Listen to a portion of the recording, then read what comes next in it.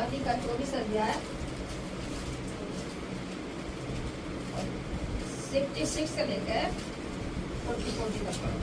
36 से लेकर 44 मत्ती 24 का 36 से लेकर 44 तक। उस दिन और उस घड़ी के विषय में कोई नहीं जानता, न स्वर्ग के दूत और न पुत्र, परंतु केवल पिता।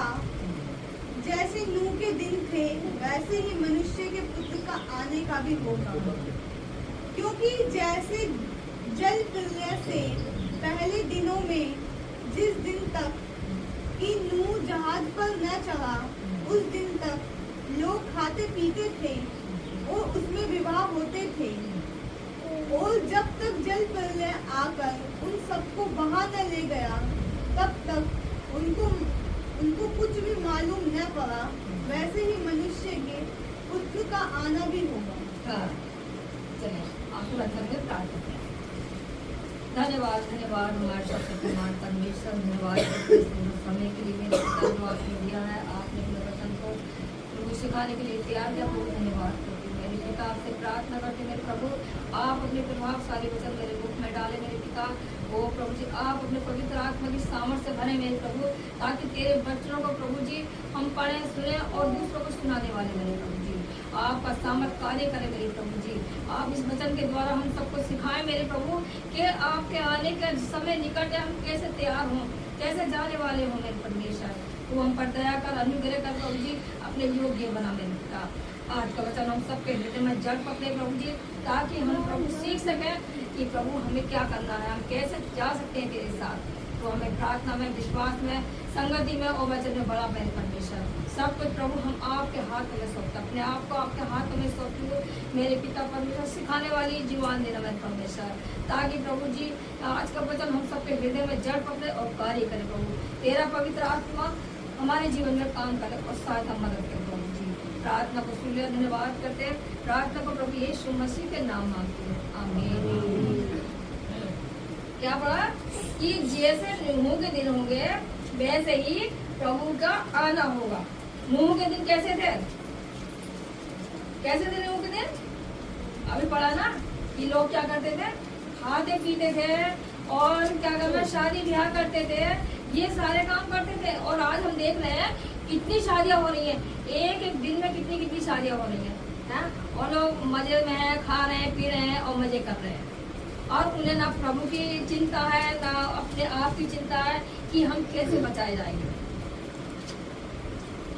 प्रभु क्या कह रहा है कि नूह के दिन कैसे थे, जब पृथ्वी पर पाप बढ़ गया, तब यीशु जब परमेश्वर ने देखा कि कोई भी धर्मी नहीं है, यहाँ पर सारे लोग क्या है, पापी हैं, और उसने एक मनुष्य पर दृष्टि की, और वो मनुष्य कौन था?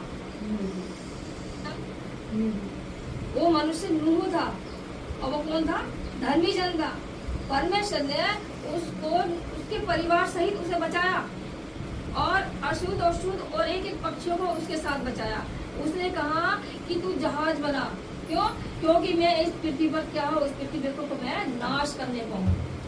परमेश्वर इस पृथ्वी को नाश करने वाला था, और उस धर्मी जन के द्वारा उनने फिर से क्या कहा, मतलब धर्मी जन को बचा लिया। लेकिन जो पृथ्वी पर लोग थे, जो पाप कर रहे थे, जो भी विचार कर रहे थे, जो बुराई में फंसे हुए थे, वो क्या हो गए? परमेश्वर ने कहा मैं 40 दिन और 40 रात इस पृथ्वी पर क्या करूंगा? बारिश करूंगा। और जब हम पढ़ते हैं नूह की पुस्तक में, इसने क्या किया? 40 दिन और 40 रात बारिश की। और जब वो क्या कहा, मैं सारे पृथ्वी पर जितने रहने वाले लोग थे वो क्या हो गए? वो नाश हो गए। क्यों? क्योंकि उन्होंने किसी की नहीं सुनी, उन्होंने परमेश्वर की नहीं सुनी। परमेश्वर उन्होंने बचाना चाहता था, लेकिन वो क्या हो गए? वो नाश हो गए। और बचाए कौन गए? वो नूह का परिवार। क्यों? क्योंकि वो धर्मी था, वो परमेश्वर का भी मानता था, परमेश्वर के दिन में रहता था, प्रभु के साथ चलता था। तो इसलिए परमेश्वर ने उसको बचा लिया। क्यों? क्योंकि वो धर्मी जन था। फिर से नूह के द्वारा पृथ्वी में लोग क्या हो गए? बढ़ते गए। लेकिन फिर से परमेश्वर ने जब देखा कि पृथ्वी फिर से मतलब पाप के कारण गिरी जा रही है, और परमेश्वर ने अपने पुत्र यीशु मसीह को भेजा कि उसके द्वारा लोग क्या पाए? उद्धार पाए। लेकिन हम देखते हैं क्या आज लोग यीशु मसीह के द्वारा उद्धार पा रहे हैं। कुछ लोग हैं वो सोचते हैं कि हमने विश्वास कर लिया तो हमने उद्धार पा लिया, लेकिन इतना ही काफी, विश्वास करना ही काफी नहीं है। परमेश्वर कहता है जो मुझ पे विश्वास करेगा वो मेरे वचनों पे चलेगा, वो मेरी आज्ञा को मानने वाला हुआ। क्या आज हम उसकी आज्ञा को मान रहे हैं? क्या आज हम उसके विश्वास के अनुसार हम चल रहे हैं? क्या हम उसके वचन के अनुसार हम अपने जीवन को बिता रहे हैं? नहीं बिता रहे। क्यों? क्योंकि हमें चिंता किस बात की है? अरे आज हम क्या कम, हमारा घर का काम नहीं होगा तो हम क्या करेंगे? आज हम खाना नहीं बनाएंगे तो हम क्या खाएंगे? या हम कमाएंगे नहीं तो हम क्या खाएंगे? कमाना भी जरूरी है और अपने जीवन को बचाना भी जरूरी है। अगर हम अपने कमाएंगे नहीं तो कहाँ से खाएंगे? लेकिन खिलाने वाला कौन है? परमेश्वर है। परमेश्वर कहता है उन पक्षियों को देखो जो न बोते हैं न काटते हैं, लेकिन फिर भी परमेश्वर उनको खिलाता है। क्या हम प्रभु के लोग हैं? क्या परमेश्वर हमें खिलाएगा नहीं? खिलाएगा ना। हम जानते हैं, मेरा विश्वास है कि प्रभु हमें खिलाता है। परमेश्वर कहता किसी भी बात की चिंता ना करो, हर बात में तुम्हारे प्रार्थना निरंतर क्या हो परमेश्वर के सम्मुख उपस्थित किए जाए। हम कैसे परमेश्वर के सम्मुख, परमेश्वर के वचन को के द्वारा हम प्रार्थना करके उनके सामने उपस्थित करेंगे? हमें क्या करना है? हमें प्रार्थना में आगे बढ़ना है, हमें विश्वास में आगे बढ़ना है। क्यों? क्योंकि ये दिन जो चल रहे हैं वो नूह वाले दिन है कि फिर से ये आज चीजें हो रही हैं संसार में, ये जो चीजें हो रही हैं। एक और परमेश्वर को वचन से हम देखेंगे।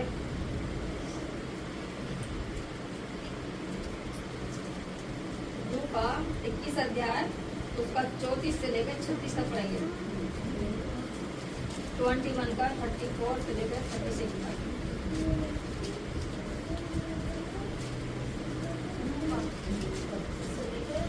21 अध्याय 21 का कितना? 21 अध्याय 34 से लेकर 36 तक।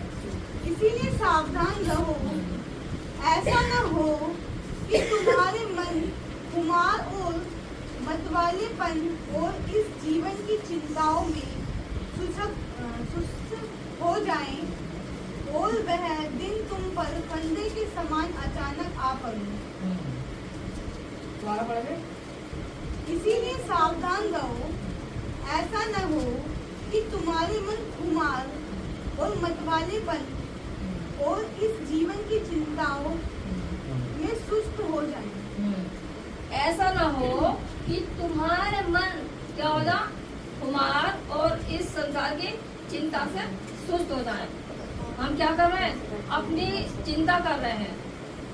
हम अपनी चिंता को परमेश्वर पर नहीं डाल रहे हैं, बल्कि हम क्या कर रहे हैं? हम अपनी चिंता खुद कर रहे हैं। और परमेश्वर कहता है कि अपने बोझ यहाँ पे डाल दे, वो तुझे क्या करेगा? संभालेगा। तो हम अपनी चिंता कर रहे हैं, लेकिन प्रभु की चिंता नहीं कर रहे हैं, अपनी उस जीवन को बचाने वाली चिंता नहीं कर रहे हैं। परमेश्वर कहता है कि जितनों ने उस पर विश्वास किया उन्होंने परमेश्वर की संतान होने का अधिकार पाया है, और हमें क्या है? अपनी संतान होने का अधिकार दिया है। तो हम जब एक पिता हमारी चिंता करता है तो हमें और चिंता करने की क्या जरूरत है? क्योंकि जब संसारिक मनुष्य होता है वो अपने पिता की, अपने बच्चों की चिंता करता है।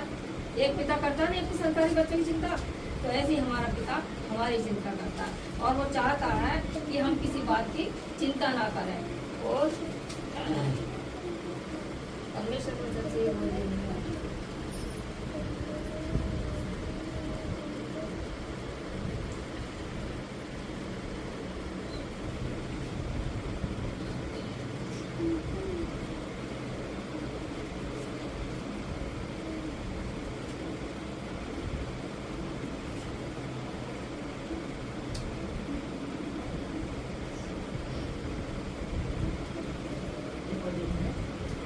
अध्याय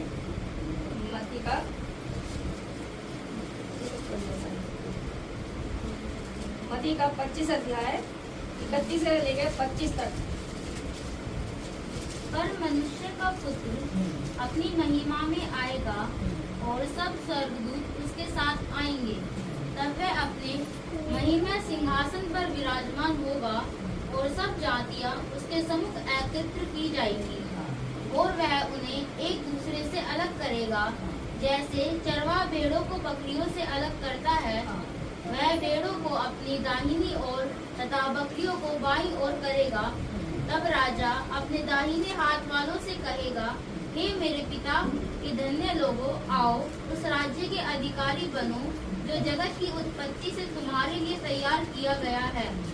क्योंकि मैं भूखा था और तुमने मुझे खाने को दिया, मैं प्यासा था तुमने मुझे पानी पिलाया, मैं परदेसी था और तुमने मुझे अपने घर में ठहराया। यहाँ पर क्या करा वचन? परमेश्वर का जब आना निकट होगा तो वो अपने लोगों को क्या करेगा? जब वो यीशु मसीह आएगा तो क्या करेगा? बकरियों को, भेड़ों को बकरियों से अलग करेगा। भेड़ कौन है? हम जितने विश्वास कर रहे हैं हम सब क्या हैं? यीशु मसीह की भेड़ हैं। और जो विश्वास नहीं कर रहे हैं वो कौन है? वो बकरियां हैं। तो जब आप अगर भेड़ है बकरियों के साथ में मिल जाए तो आप पहचान लोगे नहीं पहचान लोगे कि भेड़ कौन सी है, बकरी कौन सी है? तो ऐसे ही यीशु मसीह जब आएगा तो वो हमें पहचान लेगा कि भेड़ कौन सी है और बकरी कौन सी है।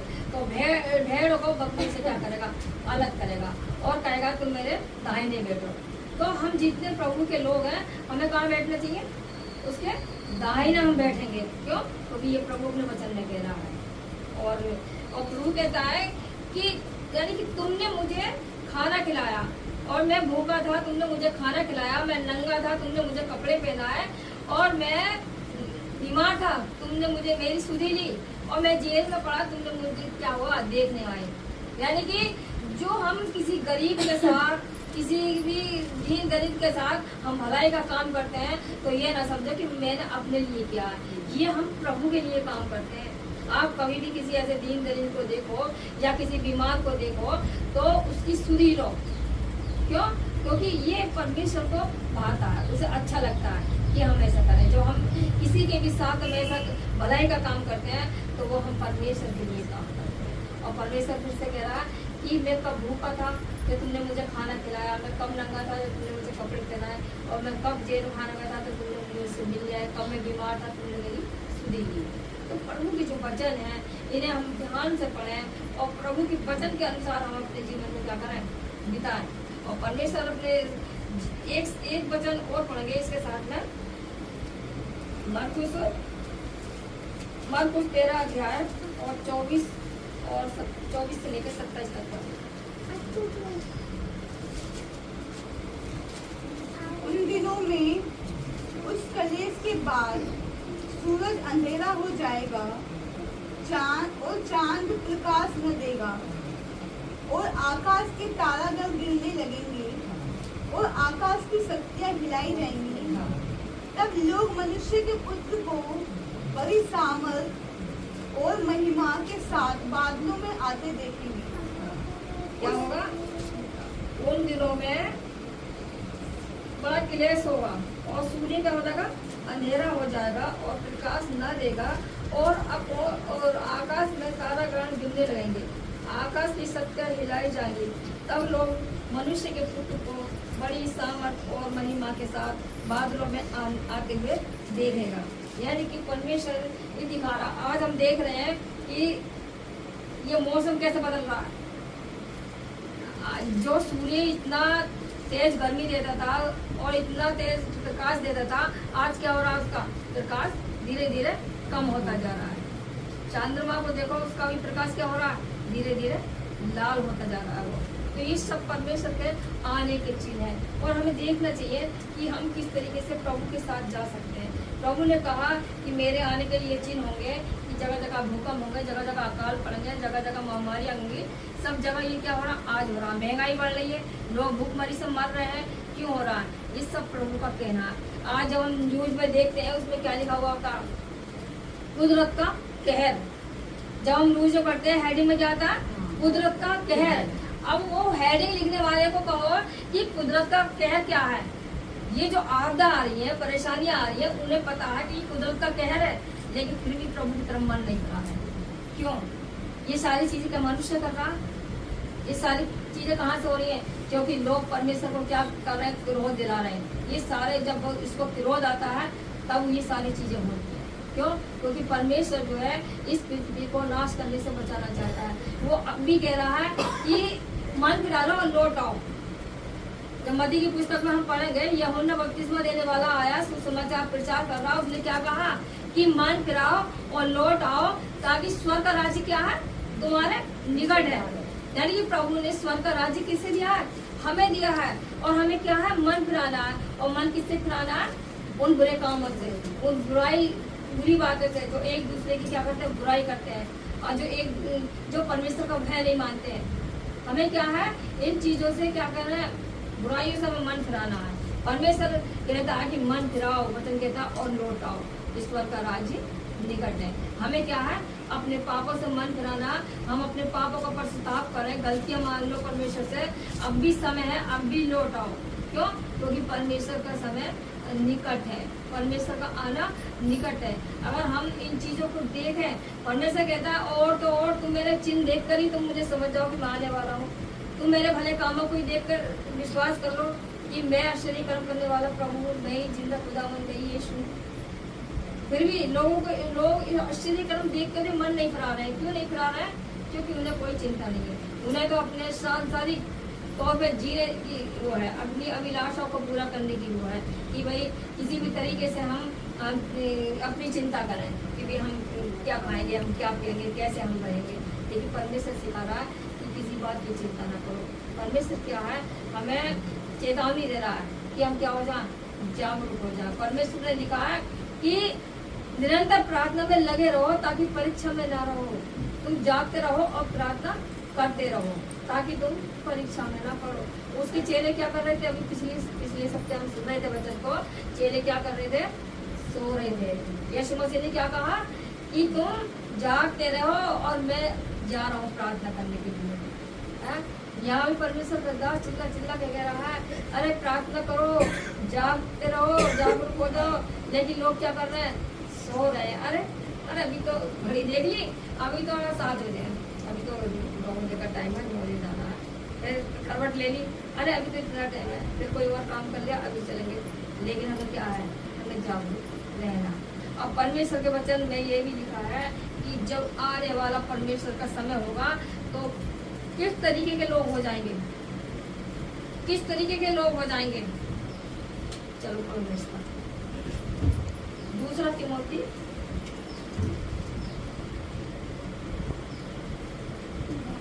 2 तिमोथी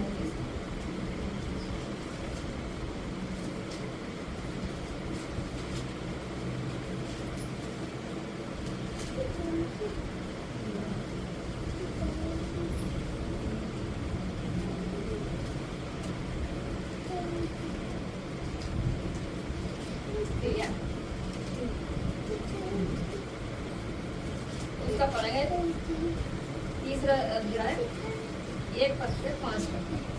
परंतु ध्यान रख कि अंतिम दिनों में कठिन समय आएंगे, क्योंकि मनुष्य स्वार्थी, लोभी, अहंकारी, उद्दंड तथा परमेश्वर की निंदा करने वाले, माता पिता की आज्ञा न मानने वाले, कर्तव्य अपवित्र, स्नेहार्थी, समक्षार्थी, परनिंदा,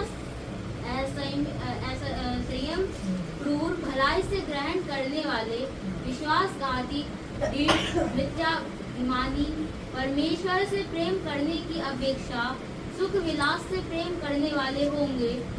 यद्यपि ये भक्ति का वेश तो धारण करते हैं, फिर भी उसकी शक्ति को नहीं मानते।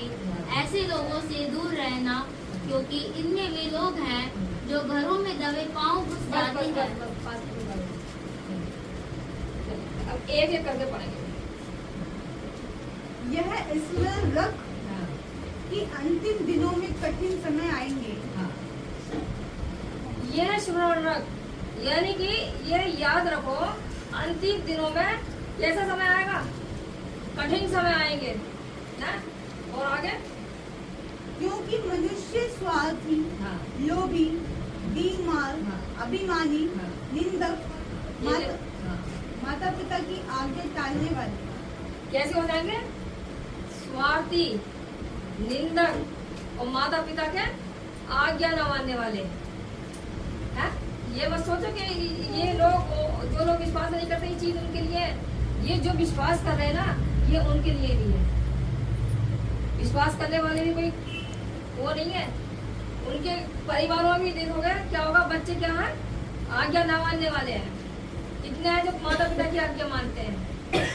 आने वाले समय में जब यीशु मसीह आएगा तो लोग कैसे हो जाएंगे, लोभी हो जाएंगे, यानी कि लालची हो जाएंगे, लालच करेंगे चीजों का। क्या रे, अगर हम जॉब ना करेंगे तो हम कैसे करेंगे, आराधना में तो जाओ या मत जाओ, कोई चिंता नहीं है। लेकिन प्रभु क्या कहता है कि जब आने वाला समय होगा तो लोग कैसे हो जाएंगे, बच्चे हो जाएंगे आज्ञा ना मानने वाले। माता पिता चिल्ला रहे हैं, अरे बेटा मोबाइल मत चलाओ, प्रभु का आना निकट है, समय को पहचान लो और उसके पीछे चलो। अरे बच्चों ये काम मत करो, ये काम तुम्हारी भला उसके लिए अच्छा नहीं है। लेकिन बच्चे क्या कर रहे हैं, नहीं मान रहे। अरे बच्चों तुम इतना मत खेलो कूदो बाहर जाके, इतना पतंग मत उड़ाओ, लेकिन बच्चे क्या कर रहे हैं, नहीं सुन रहे। क्यों? क्योंकि उन्हें कोई चिंता नहीं है। उन्हें बस इतनी चिंता है, माता पिता कमा रहे हैं और बच्चे खा रहे हैं आराम से, और बस अपने मौज मस्ती करो, मजे करो। और क्या लिखा, अपवित्र, दया रहित, क्षमा रहित, दोष लगाने वाले, असंयमी, कठोर, भले के बैरी। हाँ बस कैसे हो जाएंगे, कठोर, असंयमी, अपवित्र। आज लोग क्या कर रहे हैं, युवा जवान देख लो बच्चों को कैसे हो रहे हैं, अपने आप को क्या कर रहे हैं, अपवित्र कर रहे हैं। और क्या लोग क्या हो रहे हैं, निंदा करने वाले हो रहे हैं, यानी कि एक दूसरे की बुराई करने वाले हो रहे हैं। परमेश्वर क्या कहता है कि वो ऐसे लोगों को पसंद नहीं करता। जो लोग आज के समय में हैं, परमेश्वर ये भी कहता है कि जो लोग प्रभु में आ गए ना, वो भी एक दिन भटक जाएंगे कुछ चीजों को वो करके। अब आज जैसे संसार में हो रहा है, लड़ाई है, झगड़े हैं, बहुत सी चीजें ऐसी हो रही है, उन्हें देख के क्या होगा, भटक जाएंगे वो। क्यों? क्योंकि वो डर जाएंगे। लेकिन परमेश्वर कह रहा है कि आने वाले समय में लोग ऐसे हो जाएंगे और विश्वासघाती, भीड़, घमंडी और परमेश्वर के नहीं वरन सुख विलास के ही चाहने वाले होंगे। हाँ, कैसे लोग हो जाएंगे, विश्वासघाती, ढींग मार, ऐसे लोग हो जाएंगे। और घमंड करेंगे कि भाई हाँ हम बहुत अच्छे से चल रहे हैं, भाई मसीह में तो हमसे ज्यादा कोई बाइबिल नहीं पढ़ता होगा, हमसे ज्यादा कोई प्रार्थना नहीं करता होगा, भले ही हम प्रार्थना में जाएं या ना जाएं, लेकिन क्या है हमारा क्या कम है, बस हम बहुत बाइबिल पढ़ चुके, हम बहुत प्रार्थना कर चुके, लेकिन परमेश्वर इन चीजों से कुछ नहीं होगा। परमेश्वर अगर गीत गाते हैं कि प्रभु का धन्यवाद करूंगा, उसकी संगति में सदा रहूंगा, साथ चलूंगा तुझे जरूर पाऊंगा। हमें साथ चल के जी पानी है, यानी कि हमारा उद्धार जब भी होगा जब हम उसके साथ चलेंगे। ये तो ये हमने मान लो, हमने सुबह को हमने बाइबिल पढ़ ली, प्रार्थना कर ली, ये क्या हमारा वो विश्वासी बन गया, हमारे संगति ये पूरी हो गई? नहीं। लेकिन जब तक हम प्रभु के इच्छा के अनुसार अपने जीवन को ना बिताएंगे, प्रभु के अनुसार हम ना चलेंगे, हमारे अंदर ये चीजें नहीं होनी चाहिए, ना घमंड होना चाहिए, ना बुराई होनी चाहिए, ना हम किसी की निंदा करने वाले हो, और ना हमारे अंदर एक पवित्रता हो। परमेश्वर पवित्र जीवन से प्रसन्न होता है। पवित्र जीवन क्या है? परमेश्वर के साथ मैं पवित्र हूँ तो तुम भी पवित्र बनो। हम अपने मनों को जब परमेश्वर की ओर लगाएंगे और प्रार्थना करेंगे, तभी परमेश्वर हमें पवित्र बनाएगा। जब हम जितना वचन पढ़ेंगे उतना हम उन बुरे कामों से, बुरी बातों से, बुरी चीजों से हम बचेंगे। क्यों? क्योंकि परमेश्वर का वचन हमारे हृदय में क्या है, अधिक आयु से बसता जाएगा। क्योंकि परमेश्वर के वचन में लिखा है कि मेरे वचन को अपने अंदर अधिक आयु से बसने दो, अधिक आयु से बसने दो। बहुत से लोग क्या करेंगे, अरे अच्छे कपड़े पहन लेंगे तो बहुत अच्छी लग रही है, बहुत अच्छा लग रहा हूँ। अरे अच्छे तुम जब लगो जब हम परमेश्वर के वचन से अपने आप को संवारें, हम प्रार्थना के जीवन से संवारें, हमारे अंदर वो आत्मिक जीवन होना चाहिए। परमेश्वर इन चीज़ों से खुश रहता। हमारे अंदर घमंड नहीं होना चाहिए कि भाई मैं बहुत सुंदर हूँ, या मैं बहुत कमाने वाला हूँ, या मैं बहुत अच्छे से चल रहा हूँ प्रभु में। हमारे अंदर किसी चीज़ का घमंड नहीं होना चाहिए। क्यों? क्योंकि परमेश्वर घमंडी को पसंद नहीं करता है ना। परमेश्वर को वचन दे रहा कि ऐसे दिनों में ऐसे लोग हो जाएंगे, सुख विलास के हो जाएंगे, घमंडी हो जाएंगे, नीम मार हो जाएंगे, निंदक हो जाएंगे, बुराई करने वाले हो जाएंगे, ऐसे लोग हो जाएंगे। और आज हम क्या देख रहे हैं? यही देख रहे हैं कि लोग अच्छा तो किसी के साथ करते नहीं है, और बुरा सबके साथ करते हैं। बुरा कौन आज देख रहा है, मसीह लोगों के साथ कितना बुरा हो रहा है।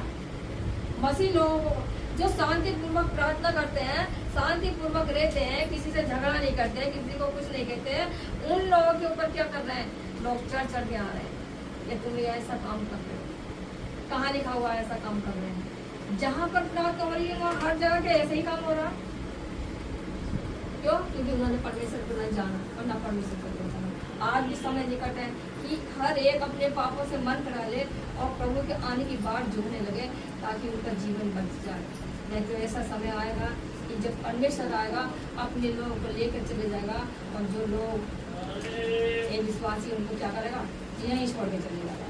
और परमेश्वर कहता है वहाँ क्या होगा, रोना पीसना और दांत का पीसना होगा, बस रोना होगा, चिल्लाना होगा। वो क्या होगी, वो होगी नरक आग। क्योंकि परमेश्वर न्याय करने के लिए आने वाला है और वो हम सबका न्याय करेगा। जितने उसके लोग हैं वो उन्हें बचा लेगा, लेकिन जितने लोग अभी विश्वास नहीं कर रहे हैं, और मैं जो भी ये वचन को सुन रहा है, मैं यही चाहूंगी कि सब लोग प्रभु पे विश्वास करें ताकि उनका जीवन बदल जाए। यीशु मसीह के वचन पे, उसके वचन पे और यीशु मसीह पे विश्वास करने का मतलब है हम अपने आप पर जीवन को बदलना।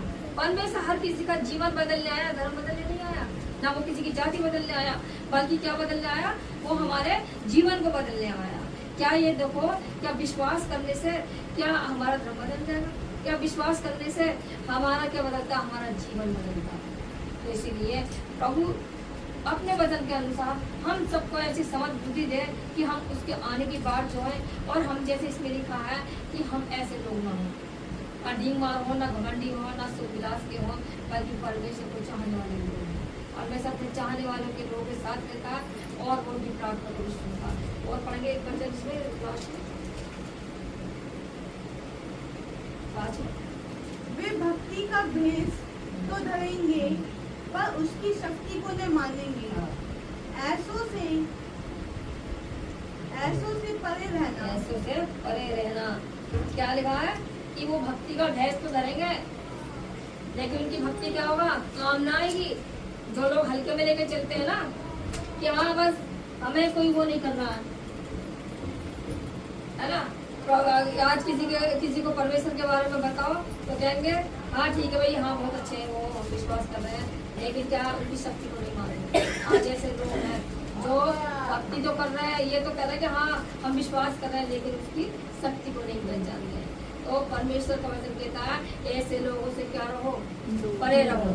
हमें क्या रहना है, ऐसे लोगों से परे रहना है। और हमें मजबूत किसमें बनना है, प्रभु के वचन में, प्रार्थना में और उसकी संगत में, ताकि आने वाला ये समय हमारे पर क्रोध का नहीं बल्कि प्रभु की आशीष का हो जाए, परमेश्वर की महिमा का हो जाए। हम हमारे द्वारा परमेश्वर की महिमा होने पाए, क्योंकि परमेश्वर कह रहा है जब मैं आऊँगा तो ऐसे ऐसे चिन्ह होंगे, जब मैं आऊँगा तो ऐसे ऐसे क्या कहते लोग हो जाएंगे, घमंडी हो जाएंगे। ये सब क्या होगा, अभी मुझे परमेश्वर के वचन में जाना।